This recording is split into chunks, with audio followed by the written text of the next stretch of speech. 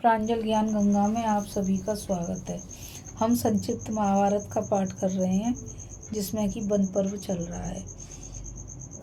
कल हमने पांडवों की गंधमादन यात्रा की कथा को पढ़ा था।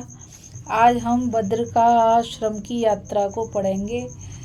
तो चलिए आप और हम पांचों पांडवों के साथ श्री बद्रिकाश्रम की यात्रा करेंगे। बोल बद्रीनाथ की जय। वैशंपायन जी कहते हैं, राजन, जब पांडवों ने गंधमादन पर्वत पर पदार्पण किया तो वहां प्रचंड पवन बहने लगा। वायु के वेग से धूल और पत्ते उड़ने लगे। उन्होंने अकस्मात पृथ्वी, आकाश और संपूर्ण दिशाओं को आच्छादित कर लिया। धूल के कारण अंधकार छाने से एक दूसरे को देखना और आपस में बात करना कठिन हो गया। थोड़ी देर में जब वायु का वेग कम हुआ तो धूल उड़ना बंद हो गई और मूसलधार वर्षा होने लगी। आकाश में क्षण क्षण में बिजली चमकने लगी और वज्रपात के समान मेघों की गड़गड़ाहट होने लगी। कुछ देर पीछे यह तूफान शांत हुआ, पवन का वेग कम हुआ, बादल फट गए और सूर्यदेव उनकी ओर से निकलकर चमकने लगे। इस स्थिति में पांडव लोग प्राय एक कोस ही गए होंगे कि पंचाल राजकुमारी द्रौपदी इस बवंडर के उत्पात से थककर शिथिल हो गई। वह सुकुमारी थी, इस प्रकार पैदल चलने का उसे अभ्यास ही नहीं था, इसलिए वह पृथ्वी पर बैठ गई। तब धर्मराज युधिष्ठिर ने उसे गोद में लिटाकर भीमसेन से कहा, भैया भीम, अभी तो बहुत से ऊंचे नीचे पर्वत आवेंगे। बर्फ के कारण उनको पार करना बड़ा ही कठिन होगा। उन पर सुकुमारी द्रौपदी कैसे चलेगी? तब भीमसेन ने कहा, राजन, मैं स्वयं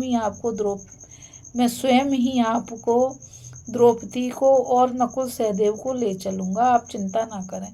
इसके सिवा हिडम्बा का पुत्र घटोत्कच भी बल में मेरे ही समान है, वह आकाश में चल सकता है। आपकी आज्ञा होने पर वह हम सबको ले चलेगा। यह सुनकर धर्मराज ने कहा, तो भीम, तुम उसे यहाँ बुला लो। उनकी आज्ञा होने पर भीमसेन ने अपने राक्षस पुत्र का स्मरण किया और उनके स्मरण करते ही घटोत्कच वहाँ उपस्थित हो गया। उसने हाथ जोड़कर पांडवों और ब्राह्मणों का अभिवादन किया तथा उन्होंने भी उसका यथोचित सत्कार किया। इसके पश्चात भयंकर वीर घटोत्कच ने हाथ जोड़कर भीमसेन से कहा, मैं आपके स्मरण करते ही आपकी सेवा के लिए उपस्थित हो गया हूँ। कहिए क्या आज्ञा है पिताजी? तब भीमसेन ने उसे गले से लगाकर कहा, बेटा, तेरी माता द्रौपदी बहुत थक गई हैं, तू इन्हें अपने कंधे पर चढ़ा ले। इस प्रकार धीमी चाल से चल, जिससे कि इन्हें कष्ट न हो। घटोत्कच ने कहा, मैं अकेला ही धर्मराज, धौम्य, द्रौपदी और नकुल सहदेव सबको ले चल सकता हूँ। इस पर भी मेरे साथ और भी सैकड़ों इच्छा अनुसार रूप धारण करने वाले सैकड़ों शूरवीर हैं। मैं ब्राह्मणों के सहित आप सभी को ले चलूंगा। बोल घटोत्कच की जय। ले चलूंगा ऐसो बेटा भगवान समय दे भैया।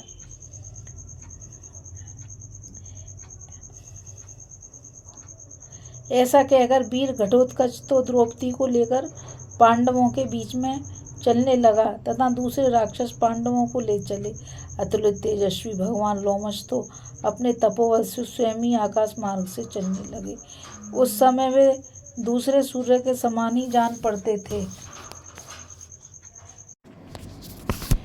घटोत्कच ने कहा, मैं अकेला ही धर्मराज, धौम्य, द्रौपदी और नकुल सहदेव सबको ले चल सकता हूँ।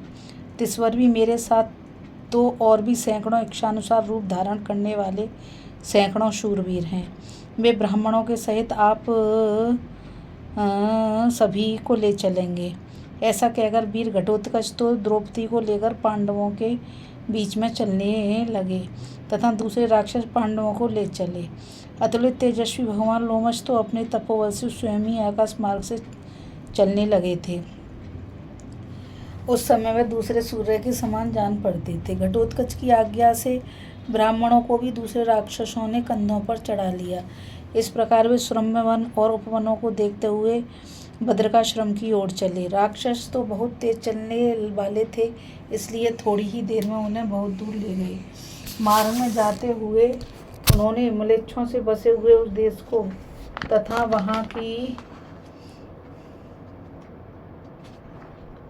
रत्नों की खानों और तरह तरह की धातुओं से संपन्न पर्वत की तलवटियों को देखा।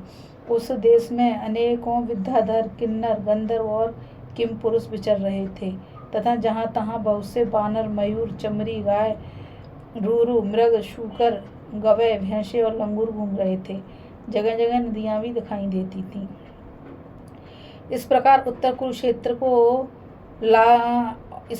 उत्तर कुरु देश को लांघकर उन्होंने अनेकों आश्रमों से युक्त कैलाश पर्वत देखा।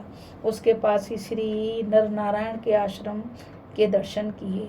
यह आश्रम दिव्य वृक्षों से सुशोभित था जो सदा ही फल फूलों से लदे रहते थे।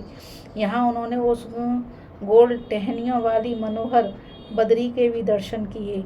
इसकी छाया बड़ी ही शीतल और सघन थी तथा इसके पत्ते बड़े चिकने और कोमल थे। उसमें बहुत मीठे मीठे फल लगे हुए थे। उस बदरी के पास पहुंचकर वे सब महानुभाव और ब्राह्मण लोग राक्षसों के कंधे से उतर पड़े और जिसमें स्वयं श्री नर नारायण विराजते हैं ऐसे उस आश्रम की शोभा निहारने लगे। इस आश्रम में अंधकार नहीं था, किंतु वृक्षों की सघनता के कारण इसमें सूर्य की किरणों का प्रवेश भी नहीं होता था। इसी प्रकार इसमें क्षुधा, प्यास, शीत, उष्ण आदि दोषों की बाधा भी नहीं होती थी तथा इसमें प्रवेश करते ही शोक अपने आप निवृत्त हो जाता था। यहाँ महर्षियों की भीड़ लगी रहती थी तथा ऋक, शाम, यजरूपा, ब्राह्मणी, लक्ष्मी विराजमान थी। जो लोग धर्म बहिष्कृत थे उनका तो इसमें प्रवेश ही नहीं हो सकता था। जिनका तेज सूर्य और अग्नि के समान था और अंतकरण का मल तब से दग्ध हो गया था, वे महर्षि और सतेंद्रिय मुमुक्षु यतिजन ही वहाँ रहते थे। इनके सिवा वहाँ ब्राह्मणी स्थिति को प्राप्त अनेकों ब्रह्मज्ञ महानुभाव भी रहते थे। जितेंद्रिय और पवित्र आत्मा युधिष्ठिर अपने भाइयों के सहित उन महर्षियों के पास गए। वे सब दिव्य ज्ञान संपन्न थे। उन्होंने जब महाराज युधिष्ठिर को अपने आश्रम में देखा तो वे प्रसन्न होकर आशीर्वाद देते हुए उनका स्वागत करने के लिए चले। उन महर्षियों का तेज अग्नि के समान था और वे निरंतर स्वाध्याय में लगे रहते थे। उन्होंने विधिपूर्वक धर्मराज का सत्कार किया तथा पवित्र जल, पुष्प, फल और मूल तर्पण किए। महाराज युधिष्ठिर ने भी बड़ी विनय से महर्षियों का सत्कार किया। फिर भीमसेन आदि भाइयों ने द्रौपदी और वेद वेदांग में पारंगत सहस्त्रों ब्राह्मणों के सहित उस मनोहर और पवित्र आश्रम में प्रवेश किया। यह साक्षात इंद्र भवन और स्वर्ग के समान जान पड़ता था। वहाँ के सब स्थानों का दर्शन कर वे परम पवित्र भागीरथी के तट पर आए। वहाँ वह सीता नाम से विख्यात है। उसमें स्नान आदि से पवित्र हो देवता, ऋषि और पितरों का तर्पण एवं जप करके वे आनंद के साथ अपने आश्रम में रहने लगे। बोल बद्री नारायण भगवान की जय।